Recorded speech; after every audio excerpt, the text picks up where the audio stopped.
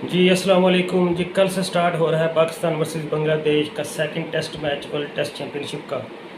और पहले मैच का हाल आप सब ने देख लिया, हमने भी देखा। वो देखा जा नहीं सकता था लेकिन मजबूरी में देखना पड़ गया। और मुझे हैरानी सब उन लोगों पे थी जो क्रिटिसिज्म बाद में हो रहा था सोशल मीडिया पे बाकी सब चीज़ों के ऊपर। जी पाकिस्तान टेस्ट मैच हार गया।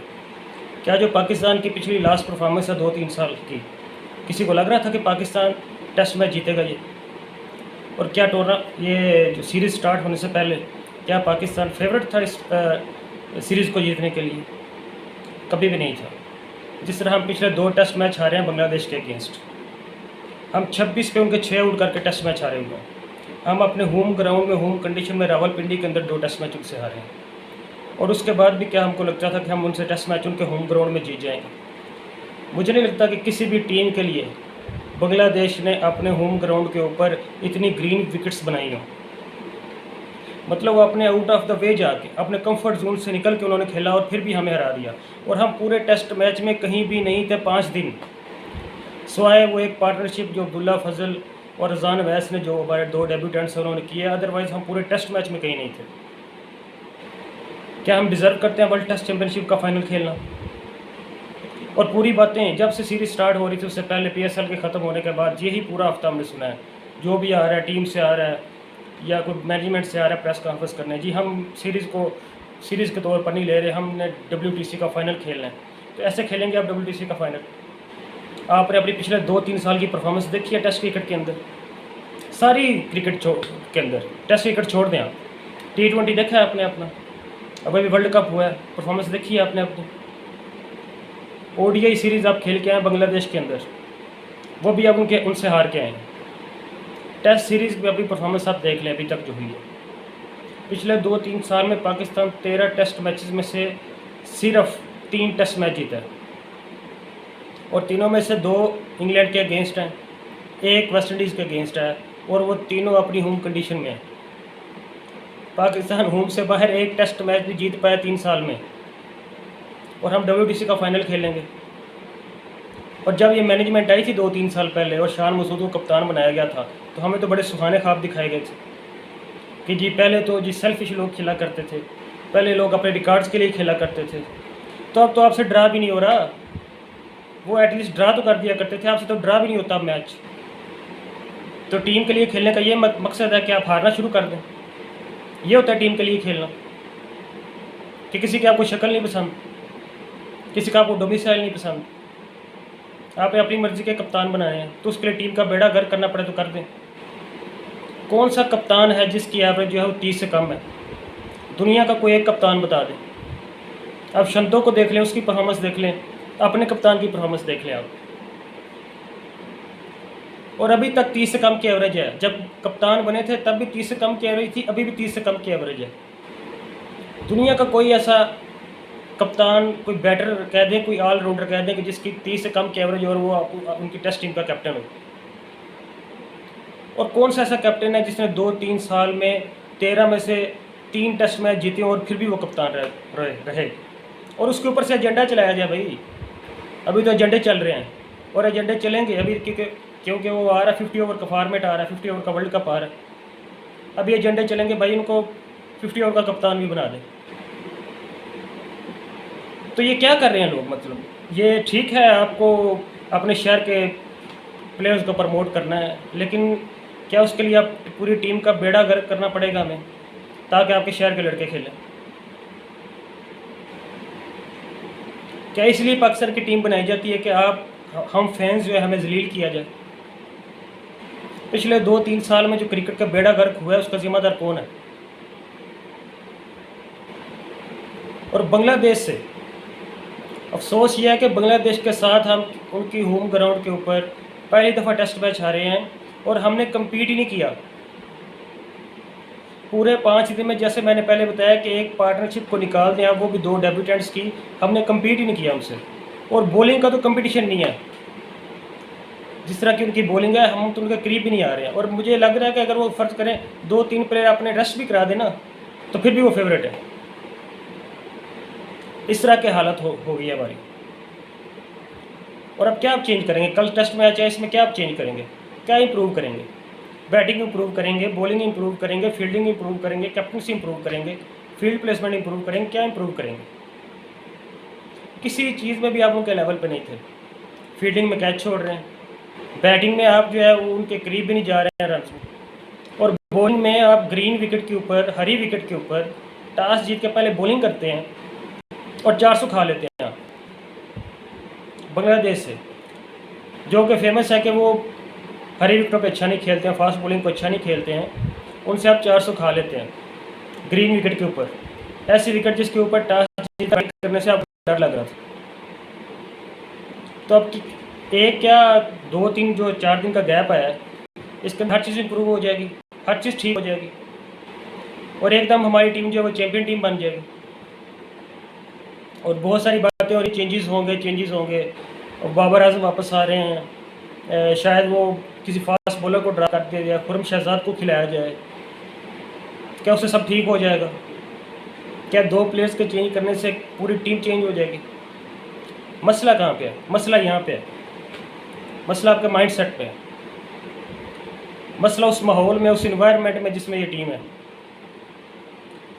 क्या कप्तान और कोचिंग स्टाफ जो है, क्या मैनेजमेंट जो है वो प्लेयर्स को इतना कॉन्फिडेंस दे पा रही है कि वो परफॉर्म कर सके, या हर प्लेयर जो है उसको अपनी जगह का पड़ा हुआ है? पिछले टेस्ट मैच में हमें बताया गया है कि बाबर आजम नहीं खेले हैं क्योंकि उनको नी की इंजरी थी, और अगले दिन बाबर आजम जो है वो ग्राउंड में रनिंग कर रहे थे, 2-2 घंटे की बैटिंग प्रैक्टिस कर रहे हैं। कोई जवाब देगा उस चीज़ का? क्यों ड्रॉप किया गया था बाबर आजम को? जाहिर है अगर वो खुद कहते तो वो क्यों रनिंग करते सबके सामने कैमरे के? अगर बंदा खुद ना खेलना चाहता हो, बड़ा एजेंडा चला, ठीक है, उनका मजाक उड़ाना जाहिर है, उससे व्यूज़ आते हैं, और बाबर आजम का मजाक उड़ाना फैशन में है ना, तो वो हम करेंगे क्योंकि हमें पाकिस्तान की इज़्ज़त नहीं प्यारी है, हमें अपने व्यूज़ प्यारे हैं, हमें अपने चैनल्स प्यारे हैं। तो अगर वो बंदा खुद डर के भाग गया होता तो क्या वो 2-2 घंटे की बैटिंग प्रैक्टिस करता अगले दिन? क्या अगले दिन वो ग्राउंड की लॉन्ग रनिंग करता? नहीं। तो क्यों ड्रॉप किया गया उन्हें फिर? कौन जवाब देगा इसका? क्योंकि आपका कप्तान जो उसकी जगह नहीं बनती, तो उसके लिए किसी और का भी कुर्बानी का बकरा बनाया जाएगा। और दूसरे टेस्ट मैच में यही होगा कि शान मसूद की जगह नहीं बनती है, तो कौन कुर्बान होगा? आसान, सबसे आसान हदफ कौन है टीम के अंदर? 2-3 प्लेयर्स हैं, इमाम उल हक, मोहम्मद रिजवान, शाहीन शाह अफरीदी। सबसे इजी इनको ड्रॉप करना टीम के अंदर, क्योंकि इनके खिलाफ जो भी आप एजेंडा चलाएंगे इजीली चल जाएगा। क्यों? क्योंकि ये वो दोस्ती यारी ग्रुप में उसमें आते हैं क्योंकि वो हमने सिखा दिया है, तोते की तरह रट रट के पढ़ा दिया गया एक सबक पूरी कौम को, कि वो पता नहीं दोस्ती यारी ग्रुप क्या था। अभी एटलीस्ट वो टूर्नामेंट ना जीते हैं, वो सीरीज़ तो जीत रहे थे, टेस्ट मैच चले जीते नहीं, टेस्ट मैच ड्रा तो कर रहे थे वो। आप लोग कौन से फन्ने हो? आपने क्या किया है? कौन से तुम खाओ आप? पिछले 3 साल में जो आपने बेड़ा गर्क किया है, उससे तो वो दोस्ती यारी ग्रुप बेहतर था। बांग्लादेश से तो नहीं हारे थे हम, मुसलसल तीसरा टेस्ट मैच हारे हम बांग्लादेश से। मुझे हिस्ट्री की कोई टीम बता दें, हिस्ट्री की कोई टीम जो शायद 3 मुसलसल टेस्ट मैच ना हारी हो बांग्लादेश से। और हमारा काम ही है कि हमने सड़क से उठा के लोगों को हीरो बना दें। तो चेंजेस कौन से आप करेंगे? आप बाबर आजम को किसकी जगह खिलाएंगे आप?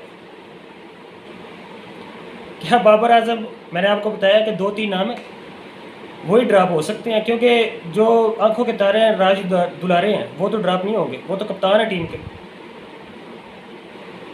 तो इमाम उल हक ड्रॉप हो सकते हैं, रिजवान तो मुश्किल है क्योंकि विकेट कीपर है, अगर ना विकेट कीपर होते तो सबसे पहले वो बेचारे ड्रॉप होते। हालांकि उनकी 50 है लास्ट इनिंग्स में, जो फर्स्ट इनिंग्स थी पहले टेस्ट मैच में, 50 की सलमान अली आगा के साथ, और वो उस पार्टनरशिप ने हमें बचा लिया, नहीं तो शायद हम एक इनिंग्स से हार जाते। वो 100-150 रन की पार्टनरशिप जो हुई है 120 रन की, उसने हमें शायद वो जो डेफिसिट था वो कम कर दिया, अदरवाइज़ तो हम मैच में कहीं नहीं थे। तो कुर्बानी का बकरा कौन बनेगा? इमाम उल हक। बॉलिंग में कौन बनेगा? शाहीन शाह अफरीदी या हसन अली। ठीक है, कौन खेलेंगे? बाबर आजम खेलेंगे। सुनने में ये भी आ रहा है कि शान मसूद ओपन करेंगे। अब शान मसूद ऐसे प्लेयर है जिनकी जगह नहीं बनती है, कभी उन्हें तीसरे पे खिलाया जाता है कि शायद यहाँ स्कोर कर दें, कभी उन्हें चौथे पे खिलाया जाता है शायद चौथे पे स्कोर कर दें, कभी उन्हें ओपन कराया जाता है शायद ओपन स्कोर कर दें। जब वो आए थे तो वो ओपन, फिर ऊपर जो एज अ ओपनर उनसे स्विंग बॉल नहीं खेली जाती थी, स्लिपों में कैच देते थे, तो उन्होंने सोचा शायद इनको 1 डाउन खिलाए तो वहाँ पे रन्स कर लें। 1 डाउन से फिर 2 डाउन आए तो 2 डाउन पे फिर अब फिर ओपनर चले गए। तो उनकी मर्ज़ी है, वो जहाँ दिल है खेलें।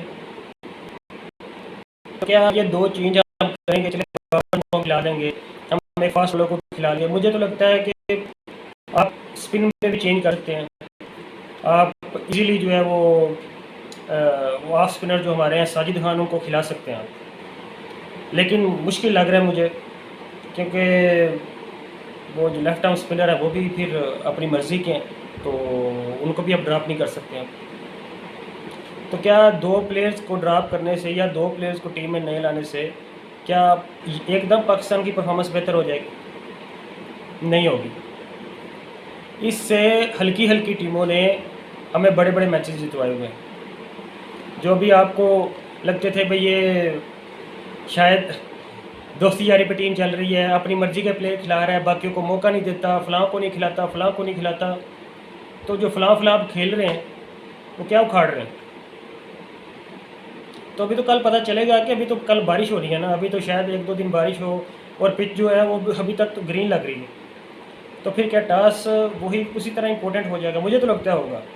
मुझे लगता है कि जो भी टीम टॉस जीतेगी वो एडवांटेज में होगी, ख़ास तौर पे ओवरकास्ट कंडीशन के साथ। लेकिन फिर भी जो भी आपको एडवांटेज होगा टॉस का, उसके लिए आपको बॉलिंग अच्छी करनी पड़ेगी। बुरी बॉलिंग करके तो आप जिस तरह की मर्ज़ी कंडीशन हो, कंडीशन तो अपनी वो उसका कोई फ़ायदा नहीं होता आपको। अगर आपने हाफ बॉलियाँ देनी है और कट और पुल पे चौके खाने हैं, तो फिर तो जिस तरह का मर्ज़ी विकेट हो। तो पता नहीं वो विकेट लेने वाला आर्ट जो है हमारे बॉलर के अंदर से वो कहाँ चला गया है। और हाँ, वो अगर फ़र्ज़ करें अगर ग्रीन विकेट हो जाती है तो क्या हम फिर 3 फास्ट बॉलर के साथ जाएंगे या मात बट का चांस बन सकता है वहाँ पे? मुझे तो लगता है कि शायद आज सरफराज अहमद भी जिस तरह प्रेस कॉन्फ्रेंस में आए थे और वो कह रहे थे कि हम देखेंगे कि शॉर्ट मैच हो जाता है। शॉर्ट मैच से मुराद ये है कि फ़र्ज़ करें कल का दिन ज़ाया हो जाता है या कोई भी 3 या 4 सेशन जो मैच के अंदर ज़ाया हो जाते हैं, तो ऑलमोस्ट वो मैच 3.5-4 दिन का बन जाएगा। तो उसके अंदर फिर वो क्या पिच के अंदर इतनी ब्रेकेज होगी कि आपको एक प्रॉपर स्पिनर की ज़रूरत पड़े। और जिस तरह की परफॉर्मेंस है नुमान अली के पिछले मैच में, उनको तो उस विकेट पे भी जो है वो समझ नहीं आ रही थी, 22 के चौके खा रहे थे, 9 बॉल पर 9 बॉल कर रहे थे, जहाँ पे मेहदी हसन मिराज जो है वो पाकिस्तान को खेलने नहीं दे रहे थे। जहाँ पे उस विकेट पे भी वो माशाल्लाह 4 की एवरेज से उन्होंने स्कोर खाई है। तो फिर क्या बनेगा कल? क्या हम 4 फास्ट बॉलर के साथ जाएंगे, हमारे बट खेलेंगे, या एक ब्रेव स्टेप हो सकता है कि ऑलराउंडर ना खिलाएं, वो वहाँ पे शाहीन शाह अफरीदी को ड्रॉप ना करें, वो स्पिनर की जगह पे खुरम शहजाद खिलाएं। तो कल ही पता चलेगा क्या होगा। लेकिन अभी भी मुझे लगता है कि जो भी टीम टॉस जीतेगी उसके लिए एडवांटेज होगा अभी भी। और क्या बाबर आजम के जो फैंस हैं वो एक्सपेक्ट कर सकते हैं कि बाबर आजम अपनी PSL की परफॉर्मेंस को जो है वो ट्रांसलेट करेंगे टेस्ट क्रिकेट के अंदर? पिछले 1-2 साल उनके टेस्ट क्रिकेट में, ओवरऑल क्रिकेट में उनके अच्छे नहीं गए, और ख़ास तौर पर टेस्ट क्रिकेट में भी अच्छे नहीं गए। 2025 में उनकी एवरेज जो है वो 31.5 की है। फिर भी सऊद शकील तो और शान मसूद तो बेटर ही है, लेकिन क्योंकि वो नज़र में नहीं आते हैं, बाबर आजम पे सारी तनकीद होती है। क्योंकि बाबर आजम पे गाली देंगे, मेरे लिए बड़ा आसान है, मैं भी इधर बैठ के उसको गाली दे सकता हूँ। क्योंकि पाकिस्तान के बाहर से बड़े व्यूज़ आते हैं, चैनल लोगों के चलते हैं, तो उन्हें फ़र्क नहीं पड़ता है। किसी बंदे को कोई फ़र्क नहीं पड़ता है कि भाई इससे टीम का नुकसान हो रहा है या क्या वो भी हमारा प्लेयर है, क्या हमें ऐसा करना चाहिए कि नहीं करना चाहिए। तो क्या बाबर आजम जो है वो अपनी परफॉर्मेंस बेटर कर पाएंगे? जो फॉर्म हमें उन्हें PSL में नज़र आई है, क्या उसको वो ट्रांसलेट कर पाएंगे कि नहीं कर पाएंगे? तो ये एक बहुत बाबर आजम के फैंस के लिए ख़ास तौर पे सुबह का दिन, अगर तो देखें मैच होता है तो सबसे जो बड़ी न्यूज़ होगी वो देखना पड़ेगी कि बाबर आजम की फॉर्म कैसी होगी। क्योंकि जिस तरह की हमारी मिडिल ऑर्डर परफॉर्मेंस चल रही है, ख़ास तौर पे जिसमें सऊद शकील हो जाएं, शान मसूद हो जाएं, तो डिसअपॉइंटिंग है बड़ी। तो उसके अंदर हमारे पास एक ही जो है वो उम्मीद है, वो ये है कि शायद बाबर आजम वो पुराने बाबर आजम नज़र आ जाएँ, जिस तरह 2022 में उनकी ऑलमोस्ट 70 की एवरेज थी टेस्ट क्रिकेट के अंदर। तो क्या हमें वो फॉर्म देखने को दोबारा मिल सकती है? तो कल इंशाल्लाह ताला अब सारे लोग हाथ उठा के दुआएं मांगे और अपने गुनाहों का कफ़ारा किसी तरीके से अदा करें, अपने गुनाहों के अल्लाह ताला से माफ़ी मांगें और दुआ करें कि जो हम पे एज अ फैंस और एज अ क्रिकेट टीम जो मुश्किल वक्त चल रहा है, या अल्लाह हमें इससे निजात दे और हमारी गलतियों को माफ़ कर दे। क्योंकि जो हमने इस टीम के साथ किया है, एक बनी बनाई टीम को हमने एजेंडा के नाम पे, दोस्ती यारी के नाम पे उसको तोड़ फोड़ के तबाह कर दिया। और लोग बैठ के उसी टीम को कराची में वो 2 जो कुत्ते भौंकते थे उसके ऊपर बैठ के टीवी के ऊपर जो प्लेयरों को खुलेआम गालियाँ दिया करते थे और लोग उन्हें प्रमोट किया करते थे, आज वो कहाँ पे हैं? आज उन्हें कप्तान की परफॉर्मेंस नज़र क्यों नहीं आती? आज कप्तान की एवरेज नज़र क्यों नहीं आती? आज मैच विनिंग परफॉर्मेंस नज़र क्यों नहीं आती है? अब क्यों नज़र नहीं आता कि पिछले 3 साल में हम 3 टेस्ट मैच जीते हैं? वो सारे जो अफलातून हैं, जो क्रिकेट के एक्सपर्ट हैं, वो जो यकदम बिलों के अंदर से निकल आते हैं, वो भी कहाँ पे हैं? तो खुदा का वास्ता है, एजेंडे चलाने बंद कर दें, इस टीम को सपोर्ट करें, इसके प्लेयर्स को सपोर्ट करें और जिन लोगों ने इस मुल्क का नाम रोशन किया है उनकी इज़्ज़त करना सीखें। अगर आप प्लेयर्स की इज़्ज़त नहीं करेंगे तो कल को प्लेयर्स भी फिर आपको वैसे ही ट्रीट करेंगे और गेम को भी वैसे ही ट्रीट करेंगे। वो भी फिर अपने लिए खेलेंगे कि भाई हमें तो गाली ही पड़नी है। तो क्या फ़ायदा इनके लिए इतनी जलील होने का, इतनी मेहनत करने का? तो इंशाल्लाह फिंगर्स क्रॉस्ड और उम्मीद है कि इंशाल्लाह पाकिस्तान जो है अपनी जो परफॉर्मेंस है लास्ट 2-3 साल की उससे हट के अच्छा परफॉर्म करे और हम जो एक विन को तरस गए हैं ख़ास तौर पर टेस्ट क्रिकेट के अंदर, तो हम वो as a fans, as a supporters, तो हम वो जो बूस्ट हमें चाहिए वो शायद हमें कल के मैच से हमें मिल सके। और सारी दुआएं हमारी पाकिस्तान टीम के साथ हैं और as a Babar Azam fan, जितने भी बाबर आजम फ़ैन हैं वो भी इंशाल्लाह दुआ करेंगे कि पाकिस्तान जो है वो कल जीते और बाबर आजम वो अपनी, बल्कि तमाम बैटर्स, जितने भी बैटर हैं, जितने भी बॉलर्स हैं, वो अपनी फॉर्म्स जो हासिल करने में कामयाब हो जाएं। और हमारी बदकिस्मती ये है कि एक ही दम पूरी टीम आउट ऑफ फॉर्म हो जाती है, सारे बैटर्स आउट ऑफ फॉर्म हो जाते हैं, सारे बॉलर्स आउट ऑफ फॉर्म हो जाते हैं। और ये दुनिया की किसी टीम में आपको नहीं देखने को मिलेगा, जबकि दुनिया की दूसरी टीमें जो हैं वो राइज़ पे हैं। हमारी टीम जो है वो पिछले 3 साल से बिल्कुल, हम सोचते हैं कि इससे बुरा नहीं हो सकता, लेकिन उससे भी बुरा हो जाता है। तो अल्लाह से यही दुआ है कि हमारे बुरे दिन जो है ना, इनका अल्लाह इख्तिताम करे जल्दी और हम इंशाल्लाह बिल्कुल एक दोबारा एक जो क्रिकेट की एक ताकत है, एक पावर है, वो बनकर पाकिस्तान जो है उभरे और इंशाल्लाह उसका आगाज़ कल के टेस्ट मैच से हो। तो पूरी दुआएं होंगी। अगर कल का बारिश नहीं होती, मैच होता है, तो इंशाल्लाह उम्मीद है कि पाकिस्तान एक अच्छा स्टार्ट करेगा और इन एनी केस जो है वो इंशाल्लाह कल शाम को भी दोबारा आपके सामने हाज़िर होंगे और दोबारा आपसे बात होगी। अल्लाह हाफिज़।